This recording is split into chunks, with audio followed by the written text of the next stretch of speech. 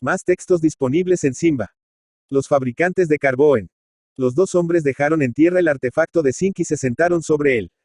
Desde el lugar donde estaban, a la trinchera, había un 30 metros y el cajón pesaba. Era esa la cuarta detención, y la última, pues muy próxima la trinchera alzaba su escarpa de tierra roja. Pero el sol de mediodía pesaba también sobre la cabeza desnuda de los dos hombres. La cruda luz lavaba el paisaje en un amarillo lívido de eclipse, sin sombras ni relieves. Luz de sol meridiano, como el de Misiones, en que las camisas de los dos hombres deslumbraban. De vez en cuando volvían la cabeza al camino recorrido, y la bajaban enseguida, ciegos de luz. Uno de ellos, por lo demás, ostentaba en las precoces arrugas y en las infinitas patas de gallo el estigma del sol tropical. Al rato ambos se incorporaron, empuñaron de nuevo la angarilla, y paso tras paso, llegaron por fin. Se tiraron entonces de espaldas a pleno sol, y con el brazo se taparon la cara. El artefacto, en efecto, pesaba, cuanto pesan 4 chapas galvanizadas de 14 pies, con el refuerzo de 56 pies de hierro L y hierro T de pulgada y media. Técnica dura, esta, pero que nuestros hombres tenían grabada hasta el fondo de la cabeza, porque el artefacto en cuestión era una caldera para fabricar carbón que ellos mismos habían construido y la trinchera no era otra cosa que el horno de calefacción circular, obra también de su solo trabajo. Y, en fin, aunque los dos hombres estaban vestidos como peones y hablaban como ingenieros, no eran ni ingenieros ni peones. Uno se llamaba Duncan Drever, y Marcos Rienzi, el otro. Padres ingleses e italianos, respectivamente, sin que ninguno de los dos tuviera el menor prejuicio sentimental hacia su raza de origen. Personificaban así un tipo de americano que ha espantado a Uret, como tantos otros, el hijo de europeo que se ríe de su patria heredada con tanta frescura como de la suya propia. Pero Rienzi y Drever, tirados de espaldas, el brazo sobre los ojos, no se reían en esa ocasión, porque estaban hartos de trabajar desde las 5 de la mañana y desde un mes atrás, bajo un frío de 0 grado las más de las veces. Esto era en Misiones. A las 8, y hasta las 4 de la tarde, el sol tropical hacía de las suyas, pero apenas bajaba el sol, el termómetro comenzaba a caer con él, tan velozmente que se podía seguir con los ojos el descenso del mercurio. A esa hora el país comenzaba a helarse literalmente, de modo que los 30 grados del mediodía se reducían a 4 a las 8 de la noche, para comenzar a las 4 de la mañana el galope descendente, 1, 2.3. La noche anterior había bajado a 4, con la consiguiente sacudida de los conocimientos geográficos de Rienzi, que no concluya de orientarse en aquella climatología de carnaval, con la que poco tenían que ver los informes meteorológicos.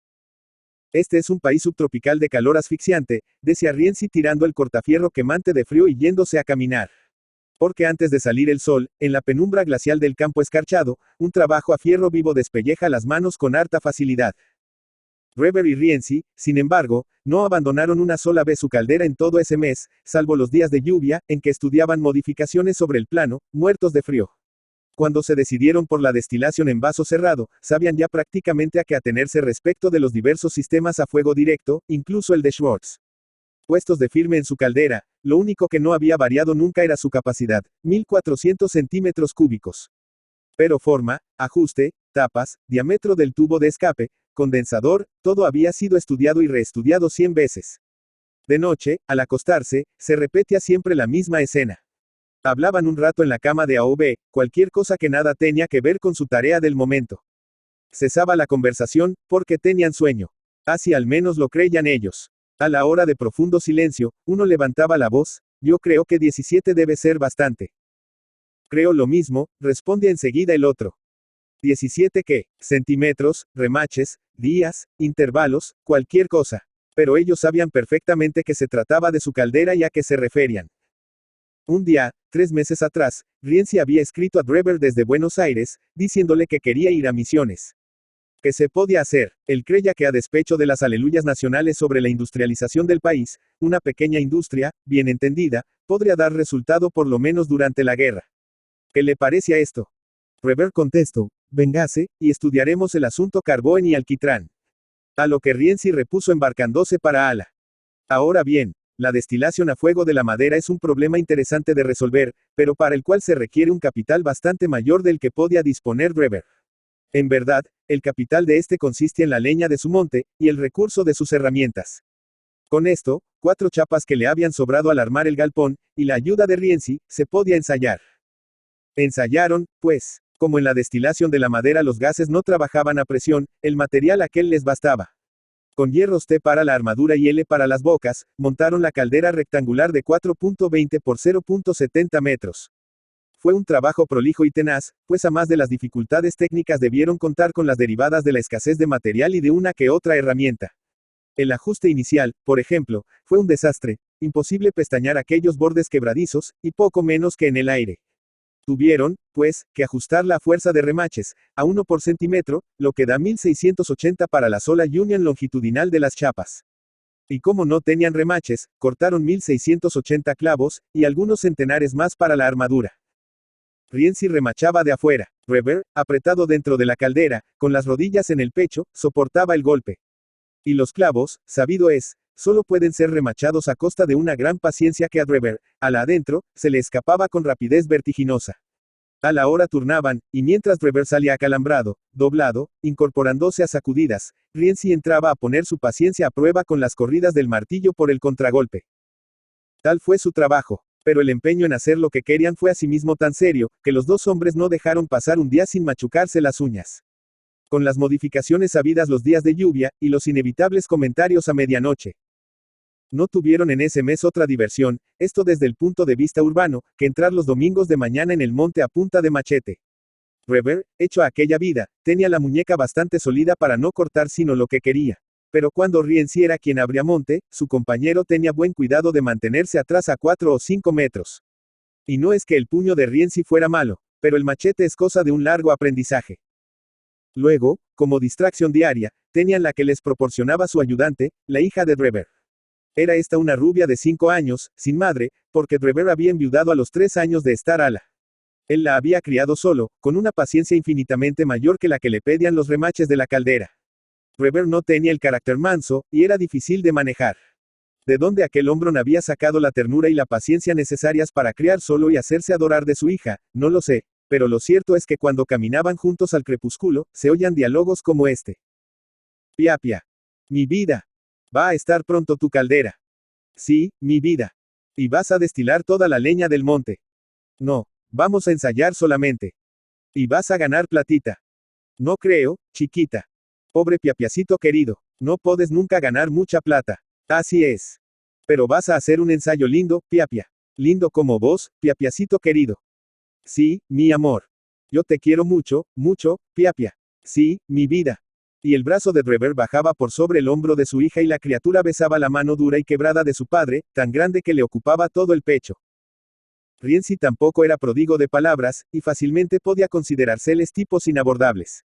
Mas la chica de Reber conocía un poco a aquella clase de gente, y se reía a carcajadas del terrible ceño de Rienzi, cada vez que éste trataba de imponer con su entrecejo tregua a las diarias exigencias de su ayudante. Vueltas de carnero en la gramilla, carreras a babucha, hamaca, trampolín, sube y baja, alambre carril, sin contar uno que otro jarro de agua a la cara de su amigo, cuando éste, a mediodía, se tiraba al sol sobre el pasto. Reber oía un juramento e inquiría la causa. Es la maldita viejita, gritaba Rienzi, no se le ocurre sino. Pero ante la, bien que remota, probabilidad de una injusticia propia del padre, Rienzi se apresuraba a hacer las paces con la chica, la cual festejaba en cuclillas la cara lavada como una botella de Rienzi.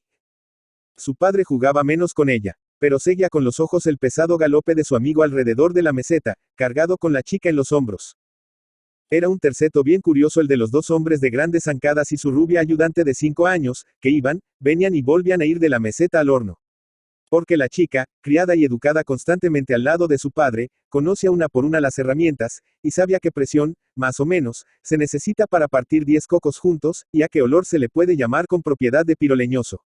Sabía leer, y escribía todo con mayúsculas. Aquellos 200 metros del bungalow, al monte fueron recorridos a cada momento mientras se construyó el horno. Con paso fuerte de madrugada, o tardo a mediodía, iban y venían como hormigas por el mismo sendero, con las mismas sinuosidades y la misma curva para evitar el florecimiento de arenisca negra a flor de pasto. Si la elección del sistema de calefacción les había costado, su ejecución sobrepasó con mucho lo concebido. Una cosa es en el papel, y otra en el terreno, decía Rienzi con las manos en los bolsillos, cada vez que un laborioso cálculo sobre volumen de gases, toma de aire, superficie de la parrilla, cámara de tiro, se les iba al diablo por la pobreza del material. Desde luego, se les había ocurrido la cosa más arriesgada que quepa en asuntos de ese orden: calefacción en espiral para una caldera horizontal. ¿Por qué? Tenían ellos sus razones y dejémoselas. Mas lo cierto es que cuando encendieron por primera vez el horno, y acto continuo el humo escapó de la chimenea, después de haberse visto forzado a descender 4 veces bajo la caldera. Al ver esto, los dos hombres se sentaron a fumar sin decir nada, mirando aquello con aire más bien distraído, el aire de hombres de carácter que ven el éxito de un duro trabajo en el que han puesto todas sus fuerzas. Ya estaba, por fin. Las instalaciones accesorias, condensador de alquitrán y quemador de gases, eran un juego de niños. La condensación se dispuso en 8 bordelesas, pues no tenían agua, y los gases fueron enviados directamente al hogar. Con lo que la chica de Drever tuvo ocasión de maravillarse de aquel grueso chorro de fuego que salía de la caldera donde no había fuego. ¡Qué lindo, Piapia!, exclamaba, inmóvil de sorpresa. Y con los besos de siempre a la mano de su padre, cuántas cosas sabes hacer, Piapiacito querido. Tras lo cual entraban en el monte a comer naranjas. Entre las pocas cosas que Drever tenía en este mundo, fuera de su hija, claro está, la de mayor valor era su naranjal, que no le daba renta alguna, pero que era un encanto de ver. Plantación original de los jesuitas, hace 200 años, el naranjal había sido invadido y sobrepasado por el bosque, en cuyo digamos, los naranjos continuaban enervando el monte de perfume de azahar, que al crepúsculo llegaba hasta los senderos del campo. Los naranjos de Misiones no han conocido jamás enfermedad alguna. Costaría trabajo encontrar una naranja con una sola peca. Y como riqueza de sabor y hermosura aquella fruta no tiene rival. De los 3 visitantes, Rienzi era el más goloso. Comía fácilmente 10 o 12 naranjas, y cuando volvía a casa llevaba siempre una bolsa cargada al hombro. Es fama a la que una helada favorece a la fruta. En aquellos momentos, a fines de junio, eran ya un almíbar, lo cual reconciliaba un tanto a Rienzi con el frío. Este frío de Misiones que Rienzi no esperaba y del cual no había oído hablar nunca en Buenos Aires, molestó las primeras hornadas de carbón ocasionándoles un gasto extraordinario de combustible. En efecto, por razones de organización encendían el horno a las 4 o 5 de la tarde. Y como el tiempo para una completa carbonización de la madera no baja normalmente de 8 horas, debían alimentar el fuego hasta las 12 o la 1 de la mañana hundidos en el foso ante la roja boca del hogar, mientras a sus espaldas caía una mansa helada.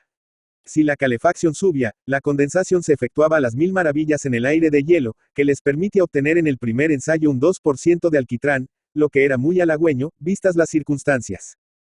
Uno u otro debía vigilar constantemente la marcha, pues el peón accidental que les cortaba leña persiste en no entender aquel modo de hacer carbón. Observaba atentamente las diversas partes de la fábrica, pero sacudía la cabeza a la menor insinuación de encargarle el fuego. Era un mestizo de indio, un muchachón flaco, de ralo bigote, que tenía 7 hijos y que jamás contestaba de inmediato la más fácil pregunta sin consultar un rato el cielo, silbando vagamente. Después respondía, puede ser. En balde le habían dicho que diera fuego sin inquietarse hasta que la tapa opuesta de la caldera chispeara al ser tocada con el dedo mojado. Se reía con ganas, pero no aceptaba.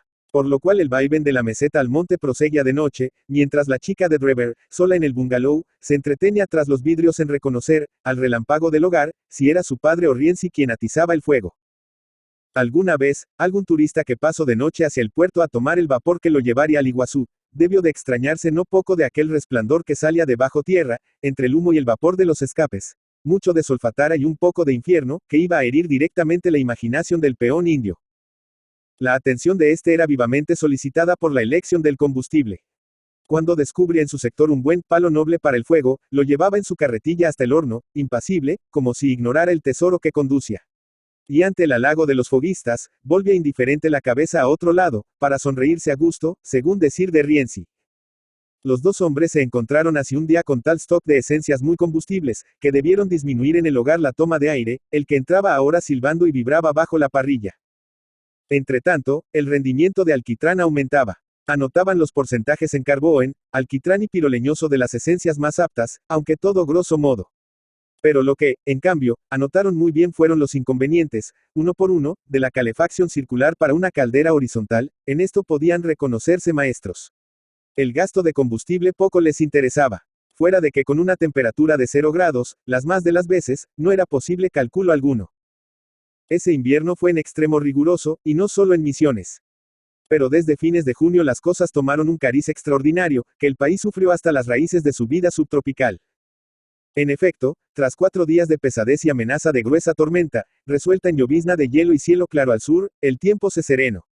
Comenzó el frío, calmo y agudo, apenas sensible a mediodía, pero que a las 4 mordía ya las orejas. El país pasaba sin transición de las madrugadas blancas al esplendor casi mareante de un mediodía invernal en Misiones, para helarse en la oscuridad a las primeras horas de la noche. La primera mañana de esas, Rienzi, helado de frío, salió a caminar de madrugada y volvió al rato tan helado como antes. Miro el termómetro y hablo a Drever que se levantaba. ¿Sabe qué temperatura tenemos? 6 grados bajo cero. Es la primera vez que pasa esto, repuso Drever. Así es, asintió Rienzi. Todas las cosas que noto aquí pasan por primera vez. Se refiere al encuentro en pleno invierno con una yarara, y donde menos lo esperaba. La mañana siguiente hubo 7 grados bajo cero. Drever llegó a dudar de su termómetro, y montó a caballo, a verificar la temperatura en casa de 2 amigos, uno de los cuales atendía una pequeña estación meteorológica oficial. No había duda. Eran efectivamente 9 grados bajo cero. Y la diferencia con la temperatura registrada en su casa provenía de que estando la meseta de Drever muy alta sobre el río y abierta al viento, tenía siempre 2 grados menos en invierno, y 2 más en verano, claro está.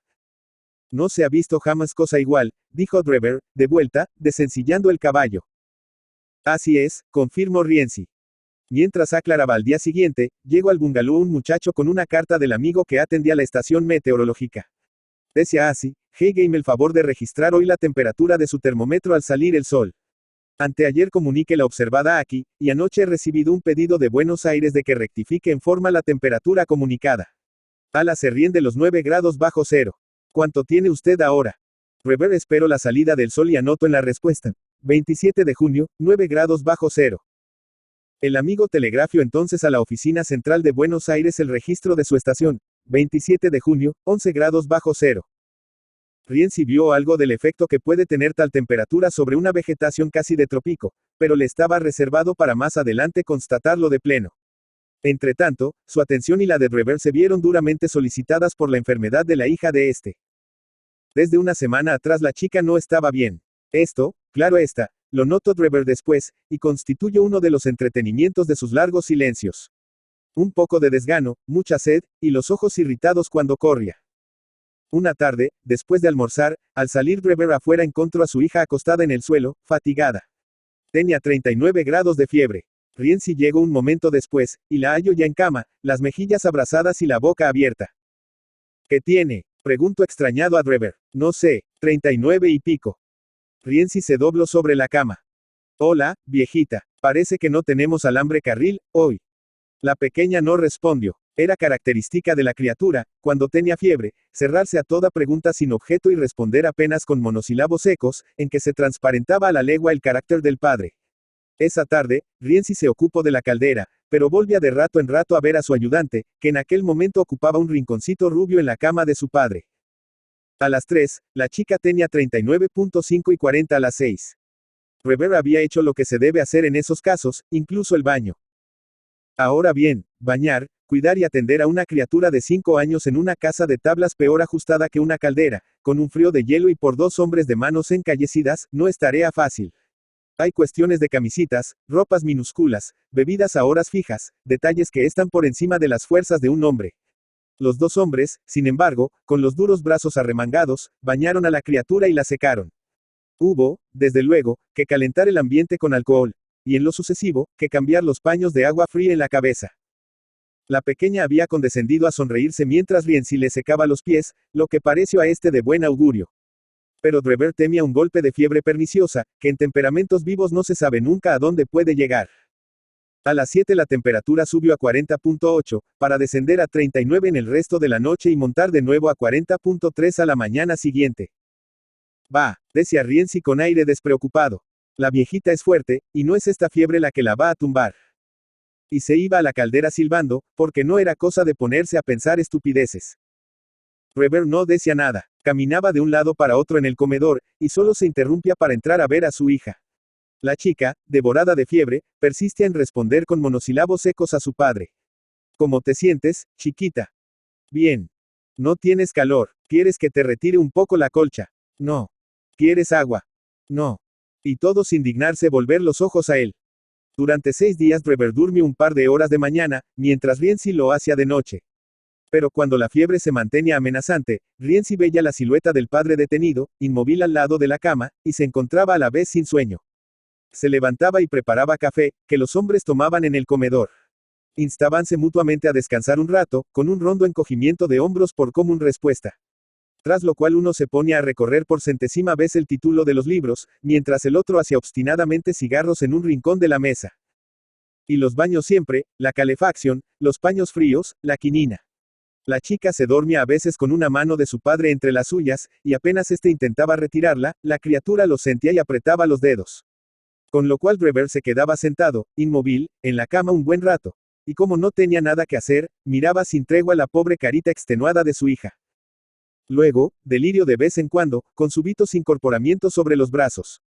Drever la tranquilizaba, pero la chica rechazaba su contacto, volviéndose al otro lado. El padre recomenzaba entonces su paseo, e iba a tomar el eterno café de Rienzi. ¿Qué tal?, preguntaba este. Ahí va, respondía Drever. A veces, cuando estaba despierta, Rienzi se acercaba esforzándose en levantar la moral de todos, con bromas a la viejita que se hacía la enferma y no tenía nada. Pero la chica, aun reconociéndolo, lo miraba seria, con una hosca fijeza de gran fiebre. La quinta tarde, Rienzi la pasó en el horno trabajando, lo que constituye un buen derivativo. Drever lo llamó por un rato y fue a su vez a alimentar el fuego, echando automáticamente leña tras leña en el hogar. Esa madrugada la fiebre bajó más que de costumbre, bajó más a mediodía, y a las 2 de la tarde la criatura estaba con los ojos cerrados, inmóvil, con excepción de un rictus intermitente del labio y de pequeñas conmociones que le salpicaban de tics el rostro. Estaba helada, tenía solo 35 grados. Una anemia cerebral fulminante, casi seguro, respondió Drever a una mirada interrogante de su amigo. Tengo suerte. Durante 3 horas la chica continuó de espaldas con sus muecas cerebrales, rodeada y quemada por 8 botellas de agua hirviendo. Durante esas 3 horas Rienzi caminó muy despacio por la pieza, mirando con el ceño fruncido la figura del padre sentado a los pies de la cama. Y en esas 3 horas Drever se dio cuenta precisa del inmenso lugar que ocupaba en su corazón aquella pobre cosita que le había quedado de su matrimonio, y que iba a llevar al día siguiente al lado de su madre. A las 5, Rienzi, en el comedor, oyó que Drever se incorporaba. Y con el ceño más contraído aún entró en el cuarto. Pero desde la puerta distinguió el brillo de la frente de la chica empapada en sudor, salvada. Por fin, dijo Rienzi con la garganta estúpidamente apretada. Sí, por fin, murmuró Drever. La chica continuaba literalmente bañada en sudor. Cuando abrió al rato los ojos, buscó a su padre y al verlo tendió los dedos hacia la boca de él. Rienzi se acercó entonces. ¿Y cómo vamos, madamita? La chica volvió los ojos a su amigo. Me conoces bien ahora, ¿a que no? Sí. ¿Quién soy? La criatura sonrió. Rienzi. Muy bien, así me gusta, no, ahora, a dormir. Salieron a la meseta, por fin. ¡Qué viejita!, decía Rienzi, haciendo con una vara largas rayas en la arena. Drever, 6 días de tensión nerviosa con las 3 horas finales son demasiado para un padre solo, se sentó en el sube y baja y echó la cabeza sobre los brazos. Y Rienzi se fue al otro lado del bungalow, porque los hombros de su amigo se sacudían. La convalecencia comenzaba a escape desde ese momento.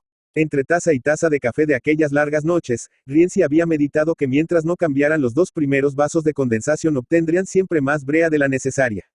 Resolvió, pues, utilizar 2 grandes bordelesas en que Drever había preparado su vino de naranja, y con la ayuda del peón, dejó todo listo al anochecer. Encendió el fuego, y después de confiarlo al cuidado de aquel, volvió a la meseta, donde tras los vidrios del bungalow los 2 hombres miraron con singular placer el humo rojizo que tornaba a montar en paz. Conversaban a las 12, cuando el indio vino a anunciarles que el fuego salía por otra parte, que se había hundido el horno. A ambos vino instantáneamente la misma idea. ¿Abriste la toma de aire?, le preguntó Drever. Abrí, repuso el otro. ¿Qué leña pusiste? La carga que estaba allá. La pacho. Sí. Rienzi y Drever se miraron entonces y salieron con el peón.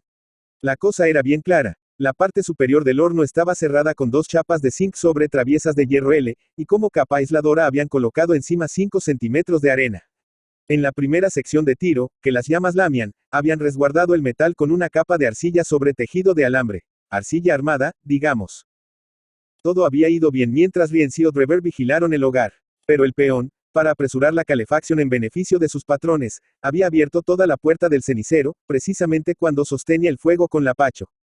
Y como el lapacho es a la llama lo que la nafta a un fósforo, la altísima temperatura desarrollada había barrido con arcilla, tejido de alambre y la chapa misma, por cuyo boquete la llamarada ascendía apretada y rugiente. Es lo que vieron los 2 hombres al llegar a la. Retiraron la leña del hogar, y la llama cesó. pero el boquete quedaba vibrando al rojo blanco, y la arena caída sobre la caldera enceguece al ser revuelta. Nada más había que hacer. Volvieron sin hablar a la meseta, y en el camino Drever dijo: pensar que con 50 pesos más hubiéramos hecho un horno en forma. Bah, repuso Rienzi al rato, hemos hecho lo que debíamos hacer. Con una cosa concluida no nos hubiéramos dado cuenta de una porción de cosas. Y tras una pausa. Y tal vez hubiéramos hecho algo un poco por la galerie. Puede ser, asintió Drever. La noche era muy suave, y quedaron un largo rato sentados fumando en el dintel del comedor. Demasiado suave la temperatura, el tiempo descargó, y durante 3 días y 3 noches llovió con temporal del sur, lo que mantuvo a los dos hombres bloqueados en el bungalow oscilante. Drever aprovechó el tiempo concluyendo un ensayo sobre creolina cuyo poder hormiguicida y parasiticida era por lo menos tan fuerte como el de la creolina a base de alquitrán de hulla. Rienzi, desganado, pasaba el día yendo de una puerta a otra a mirar el cielo. Hasta que la tercera noche, mientras Drever jugaba con su hija en las rodillas, Rienzi se levantó con las manos en los bolsillos y dijo: yo me voy a ir. Ya hemos hecho aquí lo que podíamos. Si llega a encontrar unos pesos para trabajar en eso, avíseme y le puedo conseguir en Buenos Aires lo que necesite. Ala abajo, en el ojo del agua, se pueden montar 3 calderas. Sin agua es imposible hacer nada. Escríbame, cuando consiga eso, y vengo a ayudarlo. Por lo menos, concluyo después de un momento, podemos tener el gusto de creer que no hay en el país muchos tipos que sepan lo que nosotros sobre Carboen. Creo lo mismo, apoyó Drever, sin dejar de jugar con su hija. 5 días después, con un mediodía radiante, y el sol pronto en el portón, los dos hombres y su ayudante fueron a echar una última mirada a su obra, a la cual no se habían aproximado más. El peón retiró la tapa del horno, y como una crisálida quemada, abollada, torcida, apareció la caldera en su envoltura de alambre tejido y arcilla gris. Las chapas retiradas tenían alrededor del boquete abierto por la llama un espesor considerable por la oxidación del fuego, y se descascaraban en escamas azules al menor contacto, con las cuales la chica de Drever se llenó el bolsillo del delantal. Desde allí mismo, por toda la berra del monte inmediato y el circundante hasta la lejanía, Rienzi pudo apreciar el efecto de un frío de 9 grados sobre la vegetación tropical de hojas lustrosas y tibias. Vio los bananos podridos en pulpa chocolate, hundidos dentro de sí mismos como en una funda. Vio plantas de hierba de 12 años, un grueso árbol en fin, quemadas para siempre hasta la raíz por el fuego blanco. Y en el naranjal, donde entraron para una última colecta, Rienzi buscó en vano en lo alto el reflejo de oro habitual, porque el suelo estaba totalmente amarillo de naranjas, que el día de la gran helada habían caído todas al salir el sol, con un sordo tronar que llenaba el monte. Asimismo Rienzi pudo completar su bolsa, y como la hora apremiaba se dirigieron al puerto. La chica hizo el trayecto en las rodillas de Rienzi, con quien alimentaba un larguísimo diálogo. El vaporcito sale allá, los dos amigos, uno enfrente de otro, se miraron sonriendo. «Ah bien tot», dijo uno. «Xiao», respondió el otro. Pero la despedida de Rienzi y la chica fue bastante más expresiva. Cuando ya el vaporcito viraba aguas abajo, ella le gritó aún: «Rienzi. Rienzi. ¿Qué, viejita? Se alcanzó a oír. Volve pronto». Drever y la chica quedaron en la playa hasta que el vaporcito se ocultó tras los macizos del Teyucuare. Y, cuando subían lentos la barranca, Drever callado, su hija le tendió los brazos para que la alzara. «Se te quemó la caldera, pobre Piapia. Pero no estés triste, vas a inventar muchas cosas más, ingenierito de mi vida». Horacio Quiroga. Horacio Silvestre Quiroga Forteza, Salto, Uruguay, 31 de diciembre de 1878, Buenos Aires, Argentina, 19 de febrero de 1937, fue un cuentista, dramaturgo y poeta uruguayo. Fue el maestro del cuento latinoamericano, de prosa vivida, naturalista y modernista. Sus relatos, que a menudo retratan a la naturaleza bajo rasgos temibles y horrorosos, y como enemiga del ser humano, le valieron ser comparado con el estadounidense Edgar Allan Poe. La vida de Quiroga, marcada por la tragedia, los accidentes y los suicidios, culminó por decisión propia, cuando bebió un vaso de cianuro en el Hospital de Clínicas de la ciudad de Buenos Aires a los 58 años de edad, tras enterarse de que padecía cáncer de próstata. Seguidor de la escuela modernista fundada por Rubén Darío y obsesivo lector de Edgar Allan Poe y Guy de Maupassant, Quiroga se sintió atraído por temas que abarcaban los aspectos más extraños de la naturaleza, a menudo teñidos de horror, enfermedad y sufrimiento para los seres humanos. Muchos de sus relatos pertenecen a esta corriente, cuya obra más emblemática es la colección Cuentos de amor, de locura y de muerte.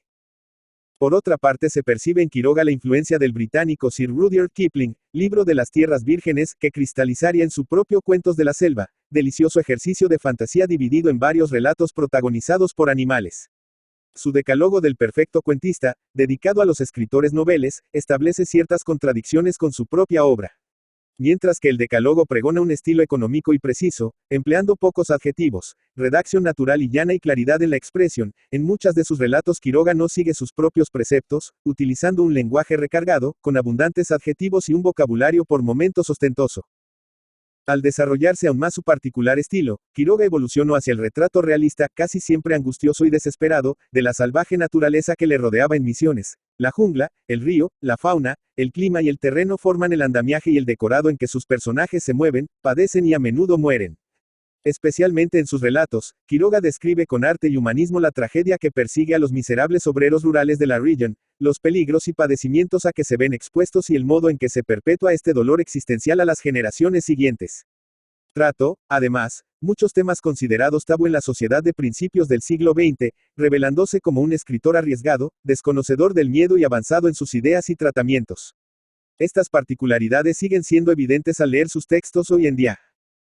Algunos estudiosos de la obra de Quiroga opinan que la fascinación con la muerte, los accidentes y la enfermedad que lo relaciona con Edgar Allan Poe y Baudelaire, se debe a la vida increíblemente trágica que le tocó en suerte. Sea esto cierto o no, en verdad Horacio Quiroga ha dejado para la posteridad algunas de las piezas más terribles, brillantes y trascendentales de la literatura hispanoamericana del siglo XX. Información extraída de la Wikipedia.